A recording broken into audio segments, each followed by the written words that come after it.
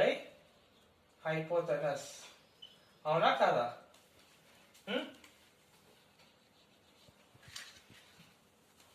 మనకి ఇంకొకటి తెలుసు, కాస్ థీటాని ఏ విధంగా రాసుకోవచ్చు? Adjacent by hypotenuse. అవునా కదా? బాగా అబ్జర్వ్ చేయండి, సైన్ థీటాని ఆపోజిట్ బై హైపోథెనస్ రాసుకోవచ్చు, కాస్ థీటాని అడ్జసెంట్ బై హైపోథెనస్ రాసుకోవచ్చు. మనం ఏం చేద్దాం, మనకి ఎట్లాగో ఈ రెండు తెలుసు కదా, దీన్ని డివైడ్ చేద్దాం. డివైడ్ చేసి చూద్దాం ఏమవుతుందో. Sine theta divided by cos theta అంటే opposite by hypotenuse divided by adjacent divided by hypotenuse. Hypotenuse cancel అవుతుంది, అప్పుడు ఆపోజిట్ బై అడ్జసెంట్ అవుతుంది.